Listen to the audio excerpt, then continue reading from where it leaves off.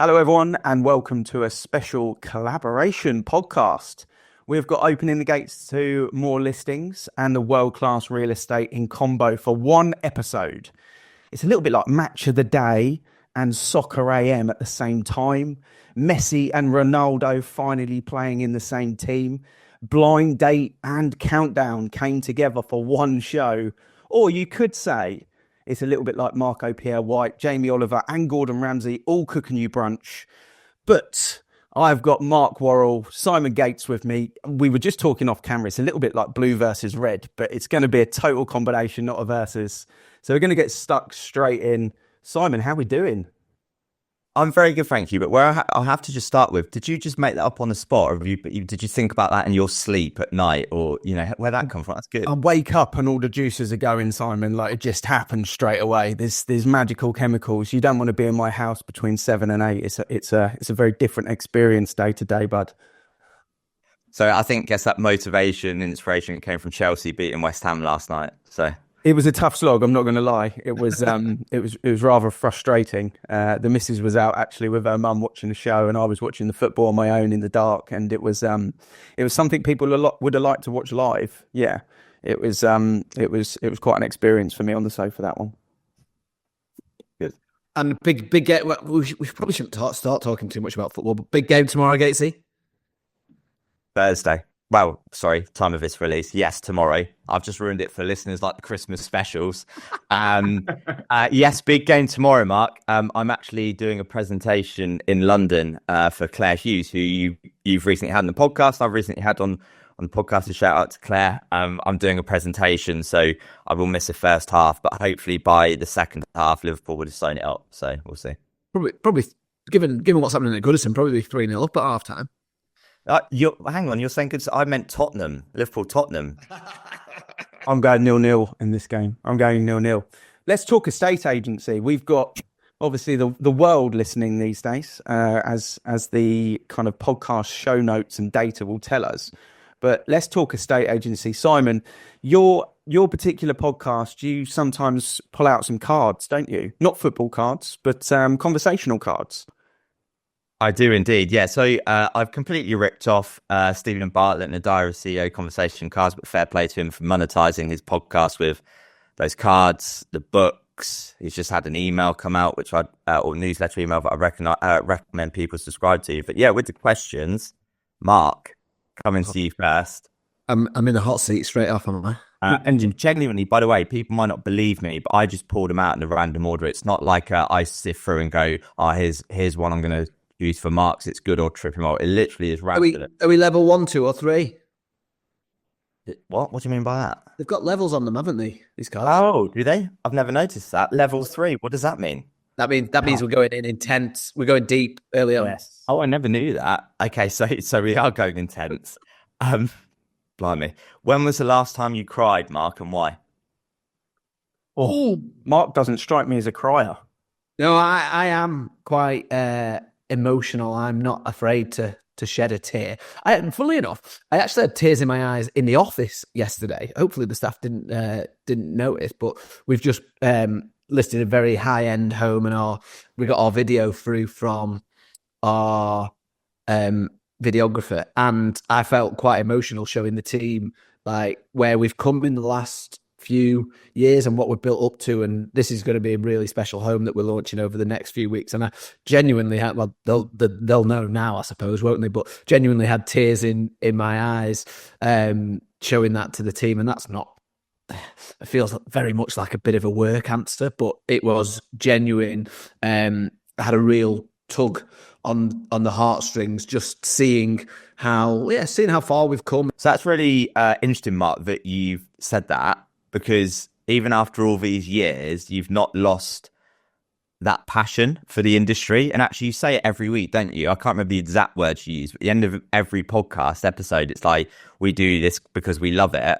Yeah. And I think what your answer to that question sums up, again, why you've been doing this podcast for how many years now? Is it 5? Is it 6 years you've been doing this? 5 years this year in the summer, I think.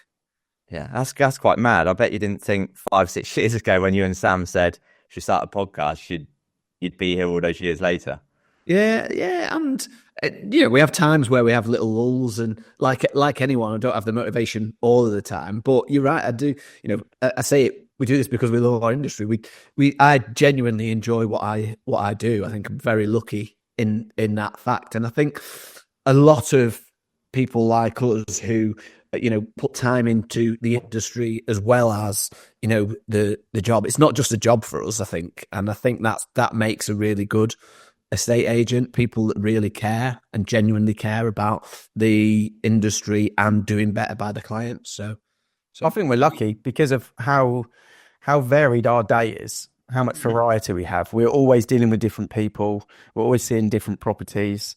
It's not a quick fire like e-commerce sales sort of product that we're dealing with. It's a service. So, it's different for every individual, every moment. I think we're quite lucky. I think that's why a lot of people fall in love with estate agency when you get stuck into it, when we all accidentally fell into it. I think we're quite lucky that we realised, actually, this is great fun. Like, it's hard, it's rewarding, it's not easy to kind of be successful in, but if you stick at it, you can be. And at the same time, you can start on a really kind of low paycheck and climb the salary tiers quite quickly in our industry, quicker than most, which is also fantastic. So it's rewarding on both sides, which is quite nice. And it brings tears when you list the big ones, Mark. So, and if you were interested in the previous time before that was when Decore scored the winner against Bournemouth and we stayed up. Not when you sold your house or your offer got accepted on the one you want to buy. No. What to do with kids? We're literally packing up at the moment, and I think probably will shed a tear when we leave our current house. It's funny because going through the house moving process, just to deviate a little bit, like the emotion of your existing house when you're going through the process, and you'll have had this with clients, it's very much you're looking forward and your eyes are on the prize, in most circumstances. But I said to Rachel at the weekend, we just started packing up, and I said, I think it'd be really sad leaving here. It's where we brought the kids up. It's where we've created a lot of memories. So yeah, potentially in the next couple of weeks, that's to come. We're hoping that we are nearing completion on that. Just on something Ian had said there as well, in terms of like going up the rankings and the career ladder, it's made me think of a Tom Panos quote, which I quote quite often, which is, real estate is the highest paying hard work and the lowest paying easy work. Yeah. And it's there in Australia, like, Australian real estate agents can earn more money than doctors, lawyers who spend years getting qualified. And on Ian's point, when he said sort of we fall into estate agency, I wasn't that person. I genuinely wanted to be an estate agent from an early age. And again, to your point, it was because I think of the variety. I knew I wasn't going to do a manual job, because when it comes to DIY and all that sort of stuff, ain't my bag whatsoever. But when it came to estate agency, I also didn't want to just sit in a cubicle or an office 9 to 5. I wanted to, go around, go out on appointments, be in the office. I think that's what attracted me to estate agency. And I think in us like doing our podcasts and the stuff you see out there on social media, I really hope that going forward, people like us doing what we do will help inspire the next generation to want to come into estate agency as a career, not fall into it by accident because they got a company car or their mate said, do you want to join the business or something? Do you know what I mean? Yeah, I totally agree. I've got 3 apprentices in our marketing team, and I was in the car with one of them the other day, going to film with Dan and Neil, that Simon. And on the way back, I was talking to her, and she's about a month in now. She's the newest one, and she was surprised she said to me, "I'm surprised with how much actually goes into it." And there's a common question, a sort of common statement that people say after their first month. And I said, the thing that you'll realize over time by being involved in this is, yes, you're on an apprenticeship for marketing, but the life skills, the life apprenticeship that you're on by being connected to estate agency and property will be probably the most valuable sort of year of your life that you're going to learn. At 20 years old, living at home with her parents, she's going to learn so much about the art of property. And I listened to your episode, Simon, recently with Roger, and you mentioned on there that you bought your first property at 25, whereas the average person buys a property sort of in their early 30s, mid 30s, almost a decade earlier than the average. And that's because you've got the knowledge, the confidence, and the ability to kind of strike. And I think we're quite privileged in that way, that we treat such a major thing like almost effortless to buy a home, that's pretty cool as well. Yeah, it's funny because it was actually, do you know what, buying that house and selling that house was effortless actually. And I think you have all these concerns maybe because you know what can go wrong.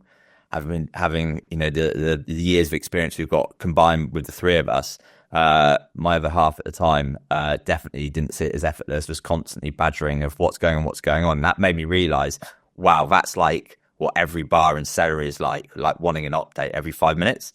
And I don't know about you, Mark, but for me, buying my first house and then selling that 3 years later, 100% those experiences made me a better estate agent. Yeah.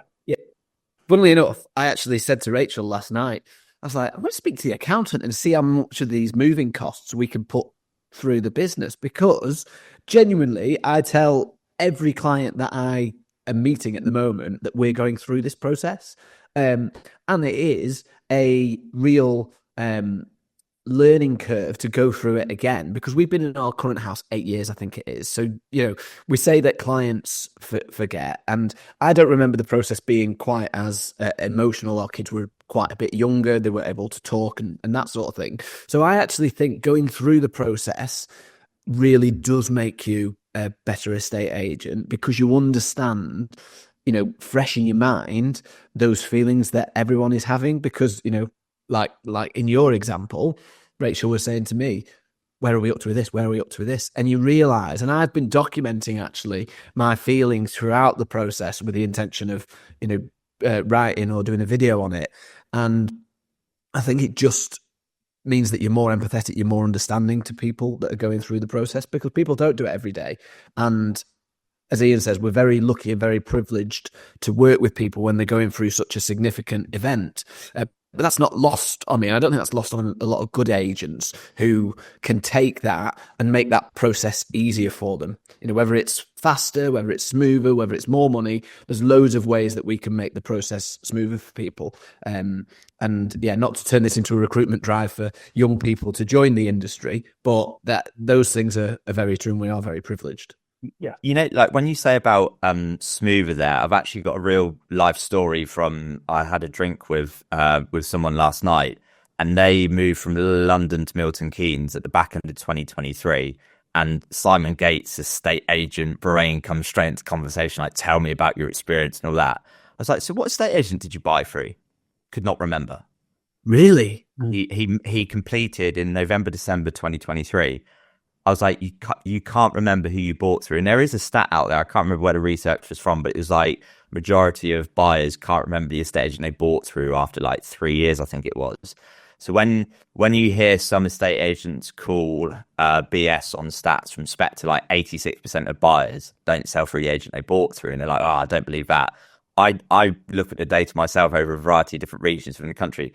It is so true. And if someone can't even remember who they bought through after a year, like, what's that experience on the day of completion, like, is clearly not leaving a lasting impression, which is crazy how much money is being left on the table or lost every year by estate agents by not getting return in business. Yeah, it's massive.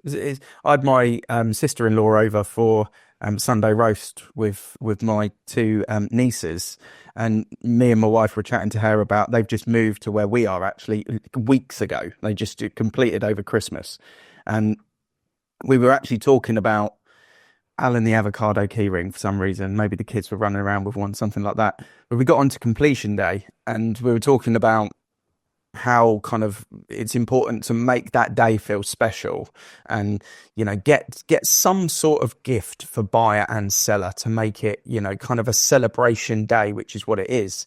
But the agent that they bought through just called them, said it's completed, you can swing to the high street and grab the keys, the classic. So they had to go into the office, grab the keys, not even a bottle of champagne or a congratulations card, and then go and obviously open the door to their new home. And I just thought it's sad that still in this day and age, and that particular agent is a relatively new agent as well, like within the last 4 or 5 years. So you'd think that's something that they would have brought to the party. But that's a big part of the reason, I think, Simon, is we don't see the people, we see the transaction. You don't see the feeling, you see the money going in. And we've got to change that to make it more memorable, and then we'll become more memorable as well. And I think like one quick tip, which is not original to me, I'm completely ripping off as I do with most of my stuff. But for example, on that day of completion, let's say you might have a spare key. So you have a spare front door key, and just bear with me on this one. On completion, Ian or Mark, you come to collect your keys from the office, or one better, I meet you at your front door, get a photo, put it on socials, whatever. But I say, Ian, I've got a spare front door key to your property. There's one or two things we can do. I can give it to you, or I can keep it in our safe at the office. So if you're ever not in your house, you're on a holiday, you get locked out, we offer a concierge service going forward for any of our buyers. So that if you ever experience that, you drop your keys down a drain, we're a phone call away and we can come and let you into your house. So you don't have to go and spend money on a locksmith, for example. It's a bit like when someone says, I'll use that solicitor because they've got the deeds to my house. Yeah, I'll use that estate agent because they've got the front door key to my house. Yeah. I've heard that before, and that is a great example of the way that a buyer isn't going to forget who they bought through. I find it really shocking that you say that. 14 months on, but as Ian says, and I think you put it really well, we see the transaction, not the people behind it. And I think that's something that as an industry we can always strive to improve that. I think it's even like on that as well is that, hopefully you're going to get a Google review on completion, or a week later they haven't left that review, you maybe follow up. But also, like, I used to ring a week after completion, hey Mark, how's the moving gone? No matter what, someone will always say, that back door's a bit fiddly, or the boiler doesn't quite work. Let me ask the owner or the previous owner, and then I'll come back to you. And the amount of time someone will go, wow, you've already been paid, but you're still helping me. So that will help going forward. And again, like if they've bought that in November 23, classic like Stephen Brown sort of thing, that's your first market appraisal or booking it in for 2024. Say we're going to come and give you an annual health check in November 24. It's in our diary. Yeah, I've always been of the view since we started that if you can have 1.5 recommendations from a client that you've worked with, then there'll become a point where you never need to invest money in marketing, and everything that you do will become competition free. It'll be an uncontested piece of business.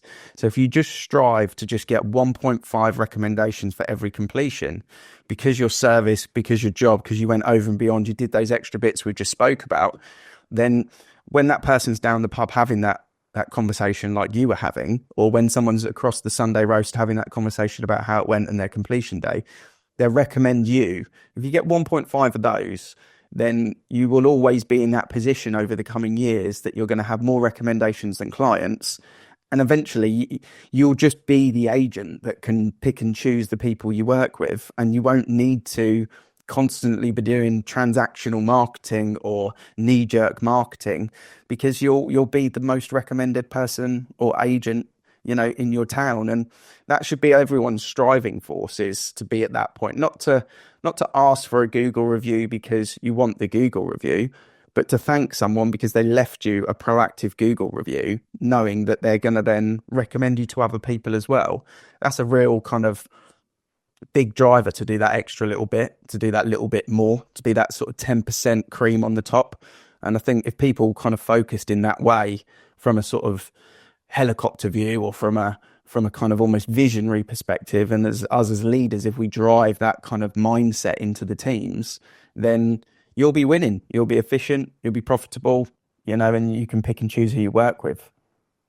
And let's be honest, that 1.5 is not a massive thing to strive for, is it? That's not a big number from a client who should be impressed by your level of service. That should be very achievable. Yeah. I think like on what you said there as well, Ian, the is it transactional marketing, did you say? Like, I think, yeah, estate agents are having, or lots of them are having to do transactional marketing because they're not doing a good enough job in selling the property, delivering an exceptional service and a great outcome. And if they concentrated more on that, then they would become that attraction agent that you speak about and what you guys do so well at Avocado. Again, this isn't original to me, but it's transactions don't compound, relationships do. And once you start chasing relationships rather than chasing transactions, that's where I think the gold happens. Yeah. Transactional marketing to me is like the 2020, like sold in your street type stuff, and doing, that part of it. Most roads in sort of family homes these days have have road WhatsApp groups, kind of your street WhatsApp group and that type of thing. And really what you want to be in the position is you got your board outside, it goes sold, completion day, love being here, neighbours, we're off now, how was it? Oh, the agents were brilliant. Then that's your 2020, that's all you need. You don't need to then send a letter to say we sold it. Well, yeah, no shit, there's a board outside, I can see that, thanks. It's kind of doing the right thing that makes people feel good, not throwing it in their face with a kind of pretty obvious statement. That's how we should strive towards, is that emotive kind of feeling, basically. Watkins talks about it and he posts the same thing every couple of weeks. It's not about what you do, it's about how you make them feel. And he's absolutely spot on. It's all about, you remember the feeling. That's what you'll remember. So talking to that, I reckon, Mark, is a good time to spring the question on Simon. He's had it before, but look, he's perked up like a meerkat. He's like, right, he's going to hit me with it. Let's do it. Let's do the world-class real estate classic question on Simon. And we've kind of teed it up nicely for it, I think, as well. I was thinking exactly the same, because we're talking around, no doubt, aspects that are world-class real estate. But come on, Mr. Gates, what do you think makes up a world-class real estate now in 2025? I think this might be the fourth time or more that you've answered this question, maybe more than any other. But what do you think it looks like in this day and age? Well, first of all, I should have gone back and listened to my previous answers, so I hope I don't contradict myself. Because I think like my first answer in 2019 was when and it kind of goes back to what Ian had said, was when a seller hugs you on the day of completion, has tears of joy, and proactively leaves you a review. You don't have to chase them. I think that's kind of what I answered. But from a very much a data-led perspective, what do I want out of an estate agent if I was selling my property? I want someone who's most likely to sell it, do it in the quickest time frame and for the best price. And how is that achieved? It's done by having great processes, great people, and great marketing. Yeah, agreed. It sounds so simple to achieve, doesn't it? Well, I think we do overcomplicate it in this industry. As an industry, we're constantly chasing silver bullets. The silver bullets lie in the work that you're putting off doing. Yeah. I think to be a great estate agent as well, it's not just about your seller. If we're a career blood estate agent, like we all are, I started in 2003. I had old enough. I had my cousin last week. He's looking to buy a property in London. So I don't know the market at all, but he knows that I'm an agent. So he's kind of sent me a couple of Rightmove links and said, what do you think of these apartments? Blah blah blah. And I said, well, send me the full addresses and I'll have a little look for you. And so he sent them over, and I jumped on Sprift. I kind of tapped in the three that he looked at, and I said, right, well, this one's got X lease, this one's got Y lease. They paid this one for that one. These guys have been in there for yonks. Looking around, there's no direct comparables, but it looks like these properties sort of sit around 375 from the comparable stuff. So, this one's on at 400. I wouldn't pay that, but it looks vacant. He said, yeah, it's rented. The landlord's selling it. He's had it for sort of 10, 11 years, which you could see. So we kind of had like a 30-minute chat about it. Anyway, he messaged me last night, and the one with the landlord in that he liked the most, that seemed the most overpriced, I told him it's on at 400 personally. I would test him and see, what he's thinking, because it's vacant, and go in at 350 and just ask the question, because, it's been on for 8 weeks, and it seemed like the estate agent, according to the viewing, pretty much said he's open to an offer straight off the bat. So I said, just find out how low that looks like. Anyway, he messaged me back last night. He's had it accepted at 360.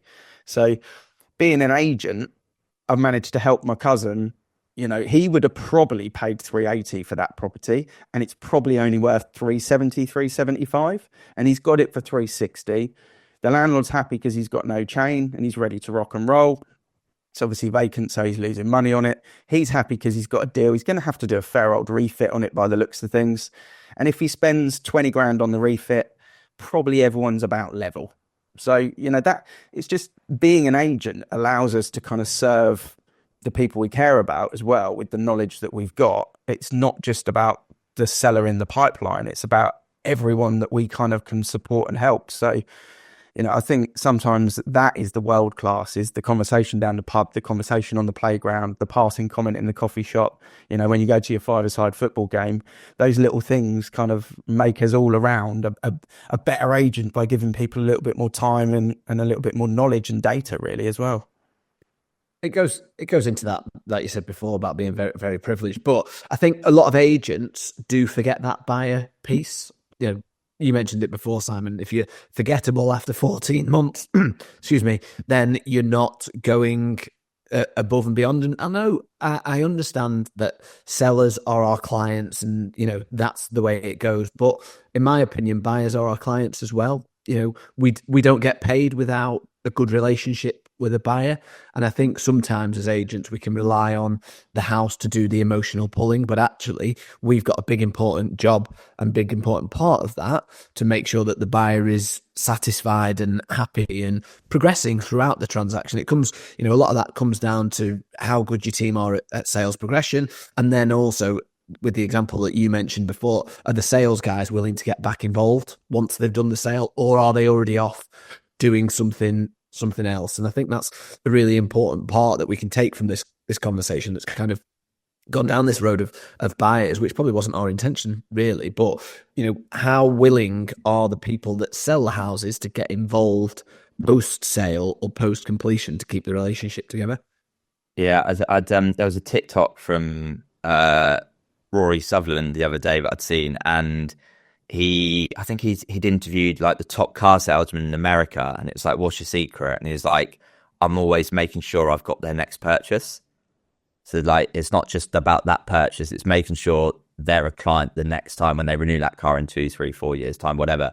And I think on like Ian's piece on the buyer side, the most common buyer group in this country is first time buyers, believe it or not. Like about a third of transactions are first time buyers. So if you think of like the life cycle of that person, and I'll use myself, first time buyer in 2016, sold that house and bought another one in 2019, I'm probably going to move in 2025.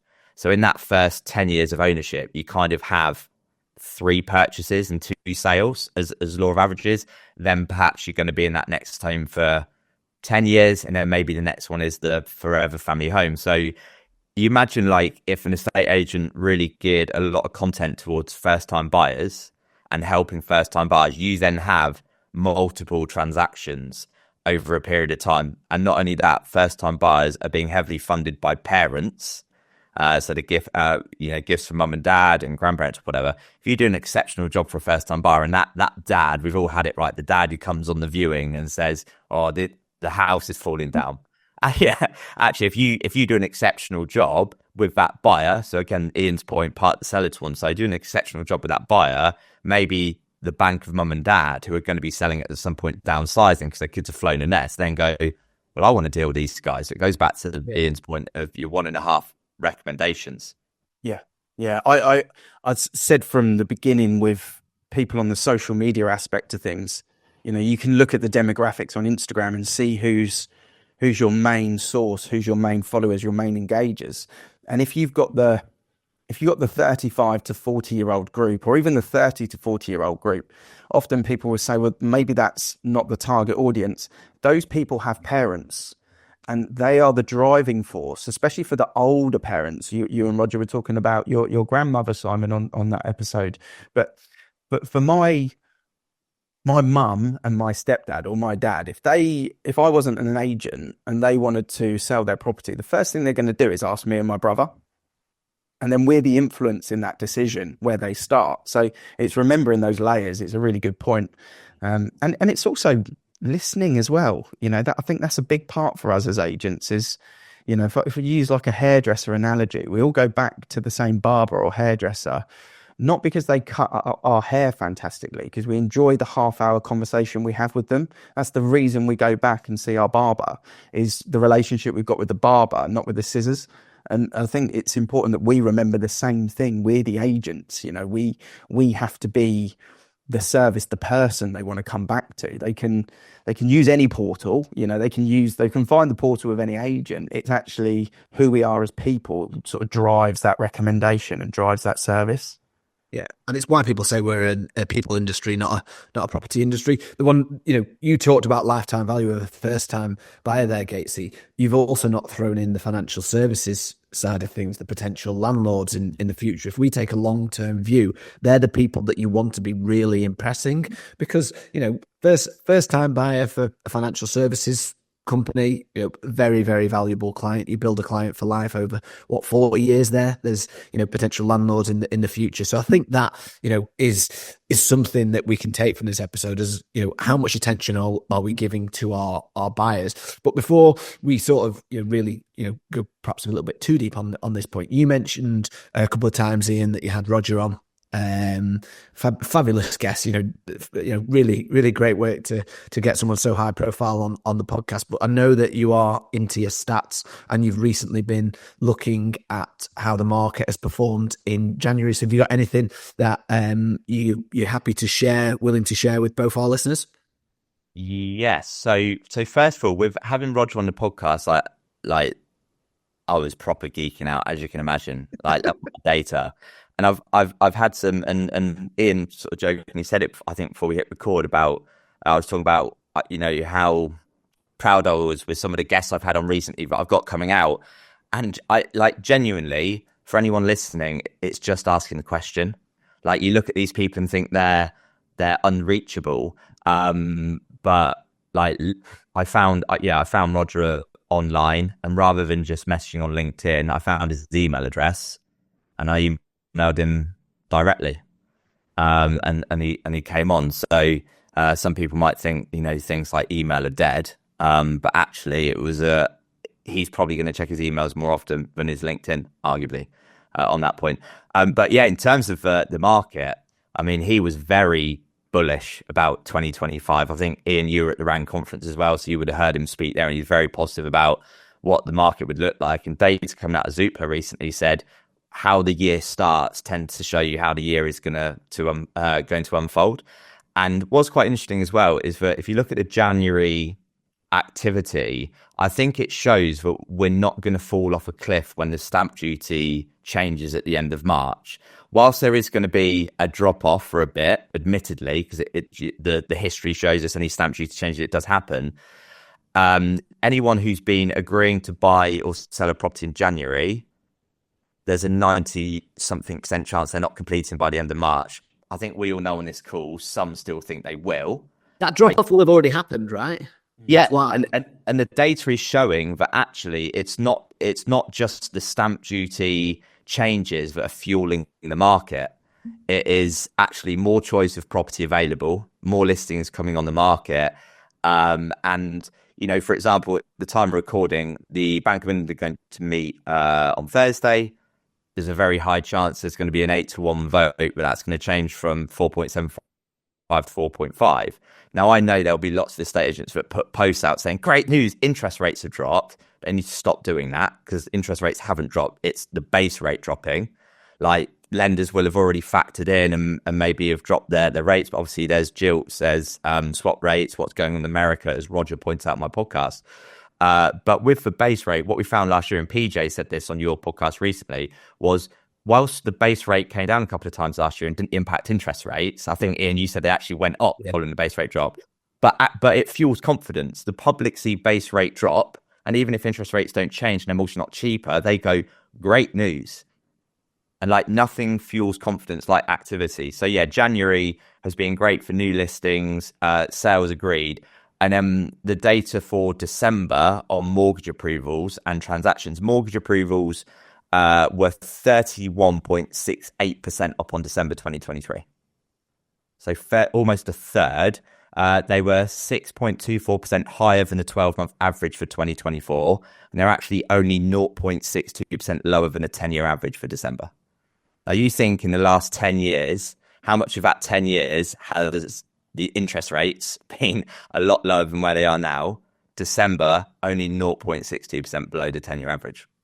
Yeah, well, you think about that big stamp duty holiday year as well, where that skews the market in a kind of really positive way. So if you took that kind of 2021, 2022, sort of one of those years out of it, you'd probably find it would be slightly up. It'd probably be in line with inflation level at around 2%, I would have thought.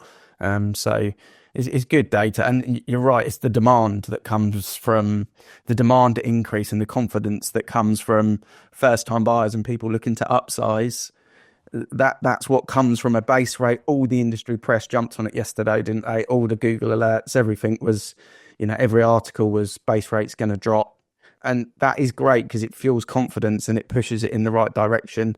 Does it have an impact to the lenders? Like you say, it has no impact really. They kind of make the judgment on what they're going to do this year. They're obviously, appetite to lend is very high. So, you never know. They might kind of start to move a few rates down now moving forward across February. We'll see. But the demand is the key thing. The confidence is the key thing. That helps with getting that offer agreed where you're just adrift and you're like, we just need that little bit of confidence spike. And then something like that happens. And okay, you go back to that buyer that said no. All of a sudden, they haven't found anything else. They're happy to go up an extra $4,500, which does the deal. So that's great for the market if that happens, because it just keeps the ball rolling. So great data there, Simon. It's good to see, and as I'm sure Mark will vouch for it, but what you've said there in terms of that trend, I can vouch for across sort of south of England and the areas that we cover. It feels that way. It feels a confident sort of buyer's market of good activity at the moment, which is great. And it's really interesting, those stats when you use to compare December 24 to December 23. I mean, that is a massive stat, a third up. For mortgage approvals in that time. That's definitely something that any listener can be taking and having discussions with people about. But something that we were doing just yesterday actually was comparing this January to last January, and exactly that. Across the board, we're up on all our key measures that matter, and that I think is something that agents can do rather than just comparing January to February or anything like that. Actually look back at the previous years. And December's a funny month when you compare it to a 10-year average. Was it a 10-year average? Yeah. Well, I'd done it based on December 24 versus December 23. The previous month of November, the 12-month average and the 10-year average. So, just sorry to cut across you there, Mark, but go on like Ian's point, I think I said this with Roger on my recent podcast episode, where there's always an excuse for why a market is booming or it's not. Like you said about stamp duty holiday, or we had a peak in interest rates, like these things that make it boom and make it go down.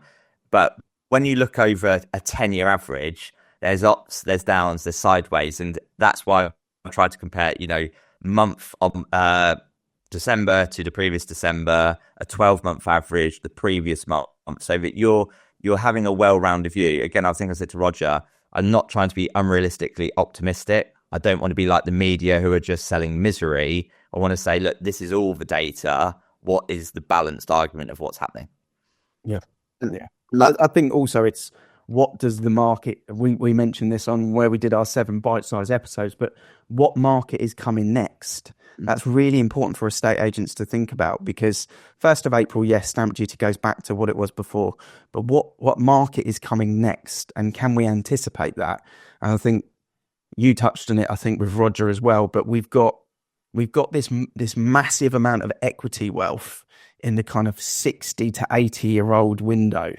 And I think we have to anticipate something's going to happen there. If you kind of run the data around pensions, for example, no one can afford to live on their pensions, and not a lot of people have got a high enough private pension in that age bracket to accommodate the new cost of living.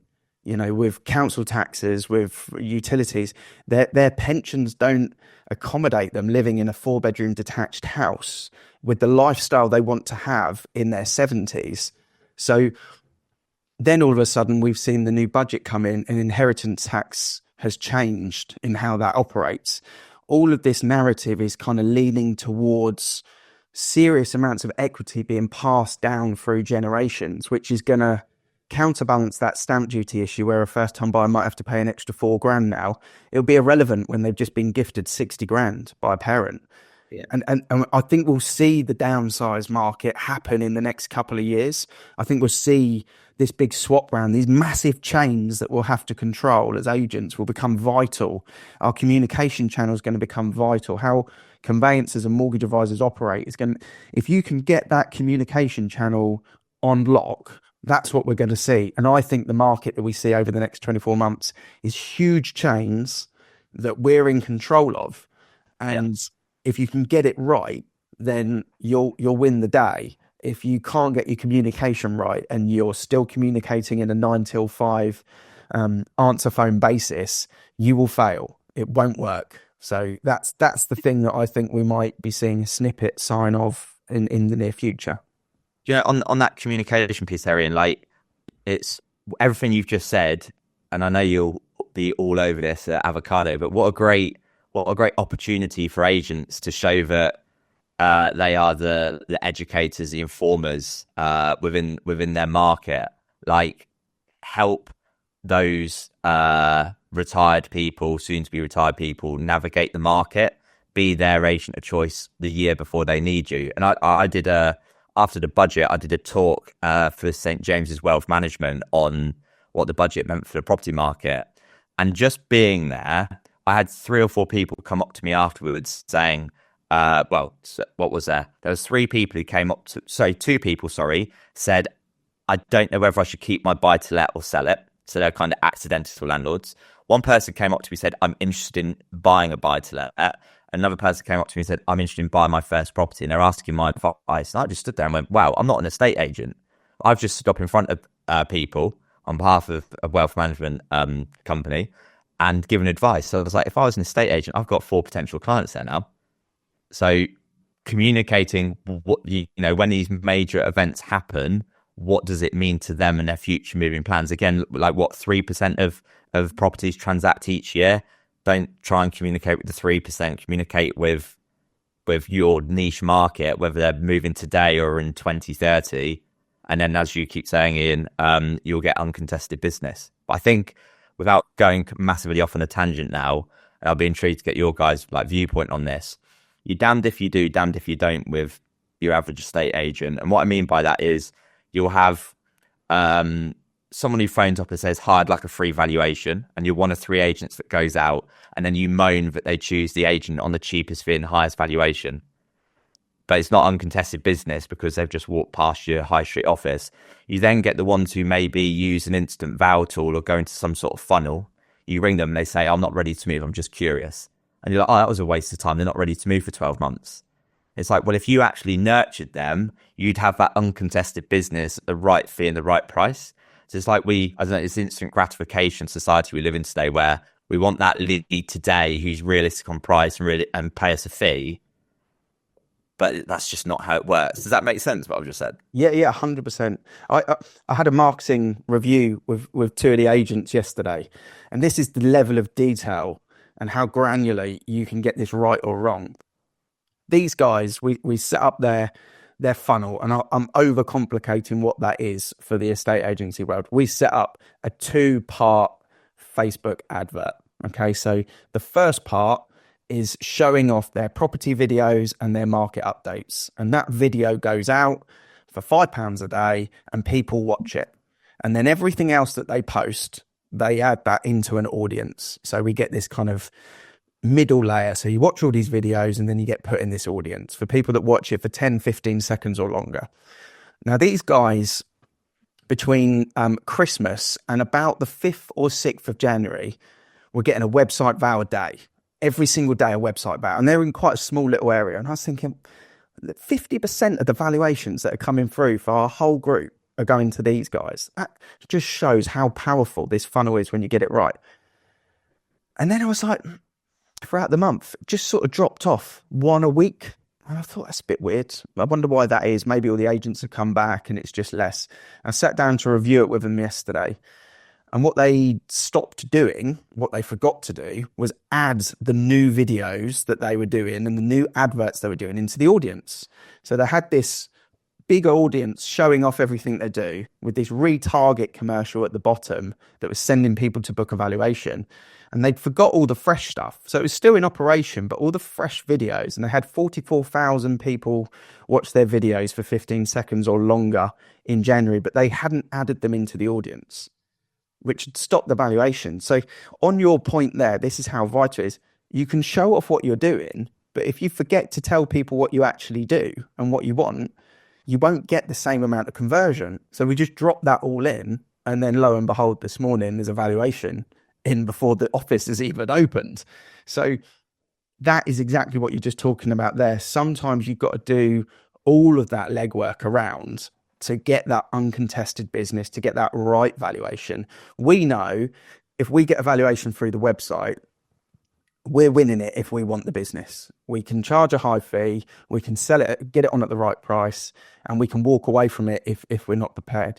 Any other source is a different entity, but if it comes through the website, if we want it, we'll take it, and that's a real sort of important statistic that comes through. And I just thought I'd share that because it shows how important to get it right it is. You can't be slapdash with these online valuation leads, or, if you've got valuation alerts through the portals and stuff like that, you've got to play the game a little bit, with these people, or it doesn't work. Yeah, really interesting. On your point there as well, I can't remember the exact stat now, but it's something like 4 million people in this country have claimed their home on Zoopla now. So 4 million people claiming their home on Zoopla. I think it was 60% of those go back once a month to check their price on Zoopla. And how many times do we now get from people, oh, my price has changed on Zoopla? I had it for somebody who has got their house on the market, I think, at the moment, and they weren't getting a great deal of interest. And we were having this discussion. They said, oh, well, Zoopla's told me that the price has gone up.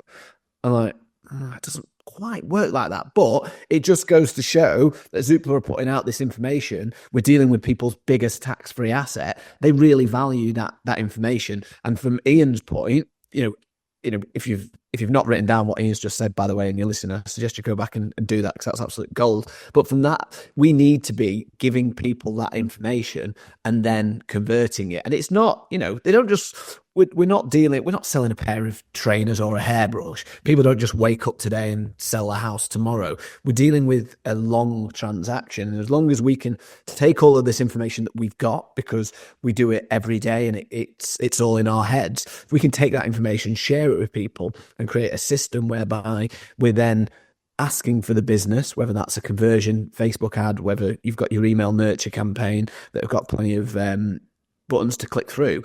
As long as you're doing that, that's the uncontested business that we're talking about. But you need to be disciplined enough right at the start of the process to actually share the information that's in your head, or the email articles that are in your inbox, or the industry news or whatever. There's no excuse out there these days, like the amount of information which is available for free. But rather than just copying and pasting it, actually looking at it and interpreting what it means. I know, again, I think, Ian, you guys at Avocado, when like a Rightmove house price index comes out, or a Home Track or Zoopla, and then you're repurposing that content, but rather than it being in Zoopla and Rightmove's colours, rebrand it to Avocado and then put your commentary on it. Yeah. It's not hard. No. It's rocket science. And then people are seeing you as your authoritative in the market when it comes to making informed decisions when it comes to potentially moving home. It's so easy to recycle content these days, especially with your AI options out there as well. It's so easy to just commentate it. And if you ever look at PR, PR is done from a journalist having a conversation with one of us, for example, and then the information that we've given the journalist, they'll repurpose in their tone of voice with the trends and the things that we said. So it's their article with our information. The journalist doesn't know anything that they're talking about. They just regurgitated what we've said. And we should be the journalists of the property market as estate agents. All the information's out there. It's just a recycle. These days with chat, do it in 30 seconds less. You know, it's not that difficult. Just repost this in avocado tone of voice and bang, it's done. Straight into a blog, little selfie with the thumbs up, everyone's winning. So yeah, I mean, I can drop a grenade on this now and we can talk about fees, because if you do all of this, inevitably the fees go up. And I do think that's something that, I know we say it every year, but this year I think it's really important with the rise of costs and salaries, and it's expensive to employ estate agents at grassroots level now. So you have to look at the economics of your turnover and your profit margins, and you have to reduce some of your prop tech and your kind of magpie estate agent, I want what the competition's got. But the fees are really important. And if you do what we just said, then you are an authority. You can charge more because you're worth more. And that gets the industry kind of in a better place as well with those transactions. So yeah, without kind of totally changing the narrative of the pod, but that's the answer with the fees, which inevitably is what people want to hear. It's how do we get our fees up? Well, do the stuff we just spoke about for the last 20 minutes and it will 100% work, I believe. What's your thoughts on fees, Simon, overall? Yeah, I think a few things on that. I think first of all, we all know fees initially. The first part is in your mind, isn't it? So a lot of the estate agents I speak to, and I'll use 1.5% as an example in this. And if I am in a room full of estate agents, I go, have you ever found yourself when someone says, what's your fee, saying 1.5% but? And I get a lot of nods. Negotiating. I get a lot of nods. And I go, right. So first thing is remove the word but from your vocabulary. So when you quote a fee, say 1.5% and shut the hell up, or 1.5%, and for that you get the agent who is most likely to sell your property for the best time, the quickest time frame within this area.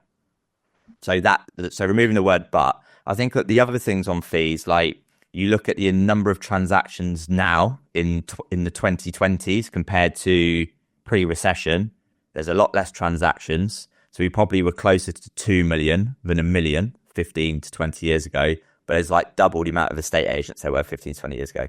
So more competition, less volume of sales has meant we've had a bit of a race to the bottom there. And then if you just look at inflation as well, if you look at what the average estate agent was charging in 2007 compared to where we are today, take inflation into account, we're probably underselling ourselves by a couple of grand per transaction. So average fee is probably around 3 grand 15 plus years ago. It's probably around 3 grand now. Take inflation into account, that 3 grand fee should be 5. And you talk about that magpie effect, Ian, how much more money is being spent in your average estate agency now, traditional business, to secure that. And I think just 3 other things on fees. I think we've both had Ian Preston on our podcast. So thinking outside of the box when it comes to fees, I think what Ian's doing is very interesting. It's not going to be for everyone. And it's a bit like with Perry Power. He does performance enhanced fee, price promise guarantee, for example. So there's all these different ways in which you can see what works best in my business. And I think Luke St. Clair, a good example with his Knightsbridge colleague tool. I downloaded the app in, was it 2019 when he released it? I was like, where has this been my whole life?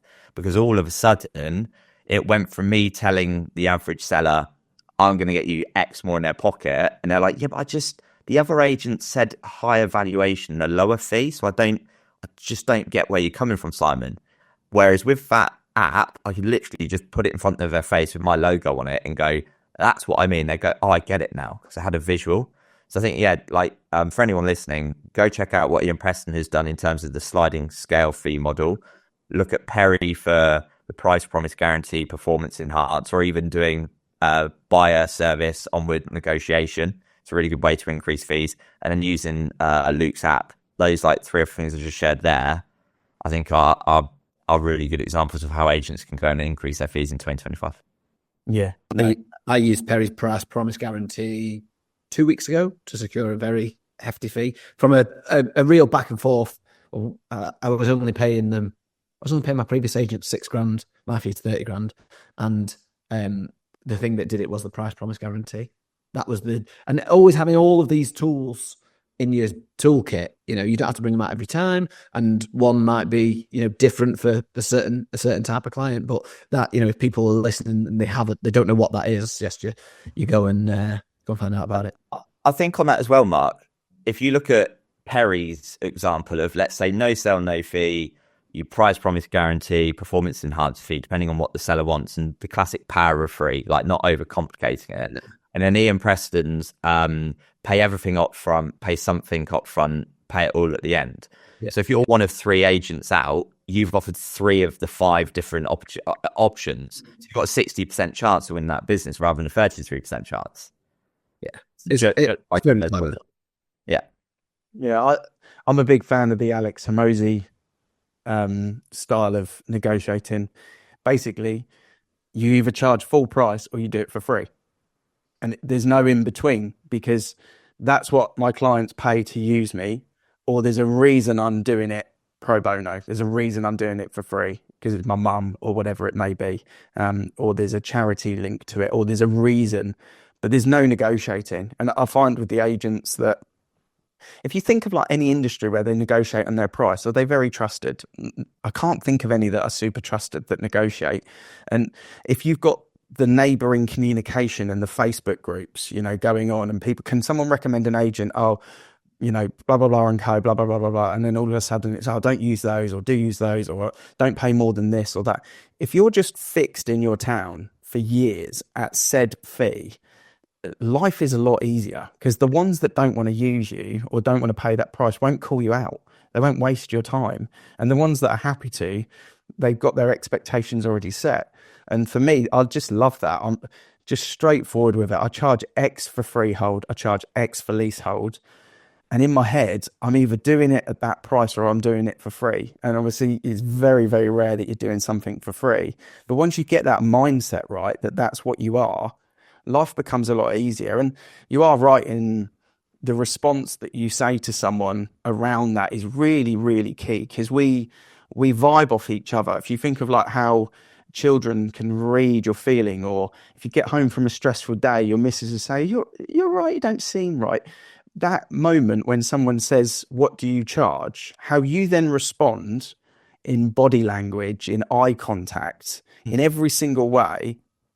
If you've got a bit of anxiety around you, it will be felt. And that's just human DNA. They will strike because you've shown weakness. So you have to just keep it really simple in your head. Because a lot of agents, the reason why they're saying but is they're actually negotiating with themselves. They're like, it's kicking in. It's like, oh, I'm going to say 1.5, but it's negotiable. You know, it's let's get into the and all of a sudden they go up a volume. It's like their pitch goes from normal to a bit, and it's that higher pitch is just so noticeable that it becomes a hell of a lot easier if you can just say, well, the clients that I work with, I charge 1.5 plus VAT, you know, and then they're included. My clients that I work with, I charge X, and you're part of that clientele. You know, I want you to be in my community, and it's not me and you. It's just that's what my clients pay me to work with me, and it's an inclusive thing. You can feel confident with it, and you can relax. But yeah, when the old pitch goes up and the anxiety level kicks in, you start sweating a little bit. It's obvious. So. Just a couple of points on what you said there, and what you're saying, and what it made me think of. I know that you've, I think, quoted it recently on a podcast, but Daniel Priestley's second appearance on Diary of a CEO. So he's been on Diary of a CEO twice. He's been on High Performance podcast. And I think it was in the first episode on Diary of a CEO and High Performance, he talks about with or without you energy. That's like everything you've just been describing there, going in there and saying, you might be the right fit for me, I might be the right fit for you, or we might not work for each other. You talk about that like response. The seller's going, what do you mean I might not be the right fit for you? Because, well, you know, there's a certain criteria we're going to have to tick for each other. You're going to want to make sure you trust me, I'm the right fee for you, I say the right price, but vice versa.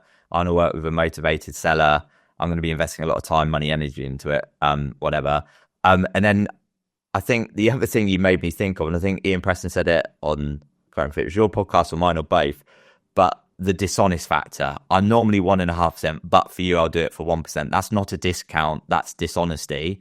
And he talked about was it the replacement effect? So if you want a discount on your fee in inverted commas, you've got to give us something up front for us to reduce our fee there. And yeah, I think it also made me think, Ian, did you put out a post this month? I think I saw it before I jumped on the pod. Was you said something like, when people say no offense, but Oh, that was just this morning. Yeah. this morning. So I would have shared this on the podcast before, but my girlfriend was buying a new car last year, and the salesman was doing a great job, doing a really, really good job. The manager comes over. You know, when the manager at a car shop comes over to try and clinch the deal, and he was like, "If I'm being honest with you," I was like, "You've lost my business right now. You just made me think, is everything else that's just been said not honest?" Just by saying, "If I'm being honest with you." So I share that because, yeah, when someone says, "I'm not being rude, but," no offense, but, you're about to be rude, you're about to offend someone. And if you say, "If I'm being honest," everything before was not honest. So I think it just shows the power of the words that you use. But then to your point, again, Ian, the tonality and your body language is so important as well. Yeah. I'm just going to add one final thing to this little bit on fees, because that is a really great point that you make there about the power of language, Simon, that, you know, this is our skill. This is our superpower. Our ability to communicate, whether it's body language, whether it's spoken word, that is so important. And we're talking about, you know, arguably one of the most important conversations that you're going to have with a client, whether you go up in tone or whether you stay consistent when you're talking about your fee. That is something that as agents we should really be practicing, because inevitably you're going to get the question, if you don't feel comfortable with how you're delivering your answer to said question, will you negotiate on your fee? Then you're never going to get the business. And quite often people are asking that question because what they actually mean is, can we use you? And they think that, you know, as an industry we're dishonest, we can do that. But if someone is asking you that question, particularly post valuation, you know, a lot of people will ask it in the valuation, and that's when you've got to work on your body language. But particularly if they're asking that question post-valuation, that normally means they want to use you, but someone else is cheaper. So can you pass the test that they're providing with you? But if you aren't practicing this and perfecting it in private, you're not going to be able to perfect it in public. You've made me think of the classic, like, Chris Voss never split a difference and late night DJ voice. Like, if Ian says, like, will you do 1%? And like late night DJ voice, how do you expect me to do 1%? Yeah, I love that. That never split the difference. I just love the kind of analogy in it, that when he's going into a hostage negotiation, that he knows the parameters of this. That guy's coming out, and he's either coming out and going to prison, or he's coming out dead. And that's all he's got to work with. It's either he saves the hostages and the guy goes to prison, or the guy kills the hostages and he's killed. And he knows that's the parameters. So once you give yourself those parameters, then you know kind of where you operate and where you work. And I think the other thing for estate agents, this is something really important that I've tried to teach ever since I kind of was taught it, is we're all different in our personalities, and different personalities like communication in a different way. So I remember kind of some of the valuation training, which was quite robotic led valuation training. Do this, then do this. If you treat people like you like to be treated, you're doing it all wrong, because everyone likes to be treated and spoken to differently. In this call, the three of us will be different colors of personalities. We'll like to receive, our love language will be different. How we banter will be different. Our comfort zones will be different. How we relax is different. So it's not about talking to people like you want to be spoken to. It's about trying to work out through good questions and absorbing the data and the information to how that person wants to be served in the art of estate agency, and going into it open-minded, not in a sales environment and not in a sales close. Just listen. You know, that's a really important way of making sure that you get the fee that you deserve, and therefore you get the business that you want. Do you know, on just very quickly, I'm conscious we've been talking for a while now. Time flies when you're having fun. On the Chris Voss and what you said about parameters, I don't know if you'd ever heard him say this before, where someone asked him a question in an interview: have you ever lied to a hostage taker to get them out of the building? And he went, I've never lied in a hostage negotiation. I went, what? Hang on a minute. He's, the hostage taker's got a gun to someone's head. They're about to kill him. You would not lie to save a life. I went, never lie to a hostage taker. I went, why is that? He said, you've always got to be honest because they'll never forget that. But why? Because hostage takers are repeat customers, is what he said.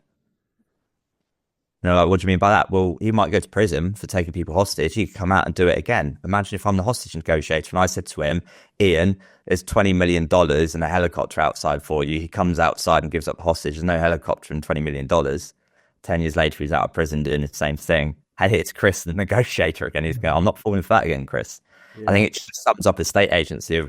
The first piece of advice I got on my first day of work experience at 16 was always be honest. You'll never have to remember what you said. Yeah. This is you've just sparked it. I wasn't going to mention it, but I'm going to mention it now because you brought that up. There's a round by me. There's a Facebook post that's just gone bonkers last night. One of the local groups, hyper local community, and effectively the person that's the group admin turns out to also be the community center like leader, and has spoke to the local school PTA. And what they've realised is, and they've posted the letter, is an estate agent that's been canvassing direct mails for many, many years. And at the bottom they say, we will give £100 for every client that completes in this village to the PTA or to the community. And the two have then spoken and realised they've never paid a single £100 out.